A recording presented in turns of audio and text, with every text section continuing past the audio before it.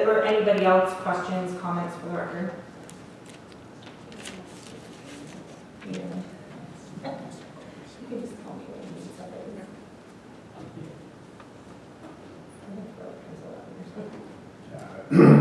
My name is John Koski. I live at 698 Millers Run Road, Cuddy, Pennsylvania. We, I think everybody's pretty much aware, we own a lot of property in Cecil Township.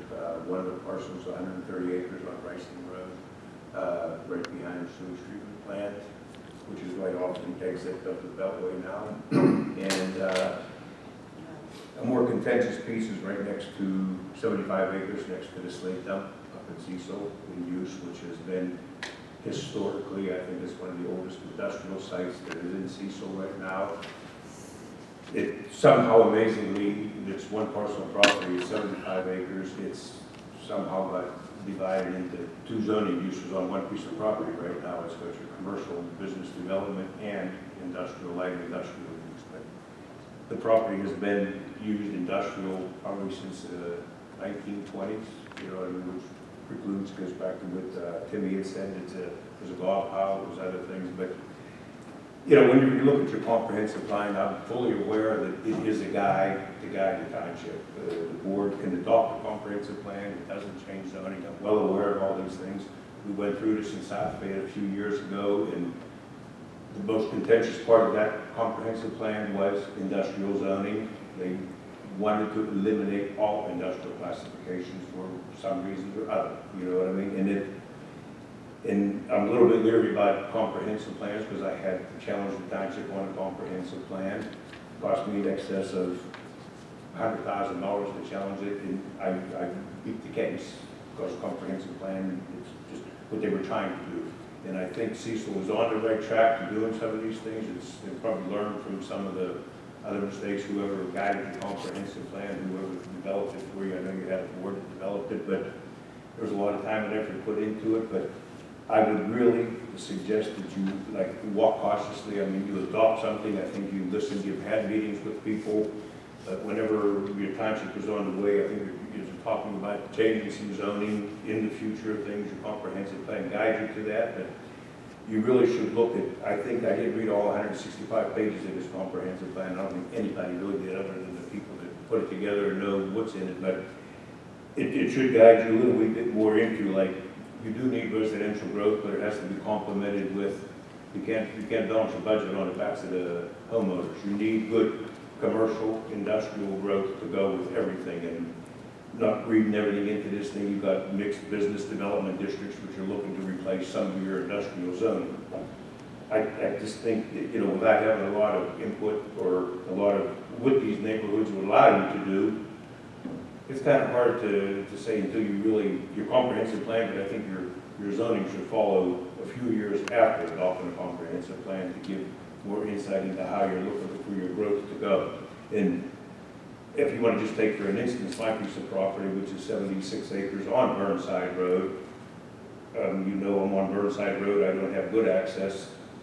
That contentious piece of property is 80 acres or whatever it is on the other side, which was an industrial piece of property. And how do you, what's the right piece for my property? What's the right zoning at this time? Is it residential use which borders something on the other side by South Point, or is it an industrial business use that would abut the piece of property that we have to wait and see what happens with, I guess? But that's why I say a lot of these things, it's hard to say what would be the best use, you know what I mean? But just basically, I know this is a public hearing, and my input would be to, I really don't want to see any type of drastic changes on the property that I own. It's owned industrial at this point in time. I think a lot of work, they did a good job, but I think a lot more work has to be done in adopting this comprehensive plan from past experiences. But I think you're on the right track, that you can adopt this thing, but I think you should walk cautiously at how you do with some of your zoning and some of your things. I mean, it's pretty clear, it's a good plan, but they take years. It took 2.5 years to get South Bay, and then it got challenged, and it took another 2 years. But I just put a little bit more thought into it. I mean, you having this hearing here tonight, and you could adopt this thing, but I'm waiting a little while before I adopted something to air out everybody's concerns, you know what I mean, to make it a good plan for future growth, addressing, which it does, address a lot of the needs, but you need anything. I mean, South Fayette, Cecil, any township, I mean, we're probably a lot of places, but you need a balance of all types of growth, industrial included, commercial, business, all, you know, but that being said, you did a good job, and I think you need some work yet. Thank you. Just, Yes. Where's your properties? Is it split on Burnside? or It's you split, it? it's 70 pieces, 75 acres of piece of property owned by us for years, but it somehow We got rezoned it. tweaked. It needed rezoned. I mean, you got looks more like mixed business use or something right now, but it currently is half industrial, half commercial business. I've talked with Dan about this before. I don't know exactly how it happened, but I don't think one parcel of property shouldn't be zoned two different ways. Oh, we But did. it happened, but we'll move to the future and see what the new zoning will look like. Hopefully something that's helpful for the time.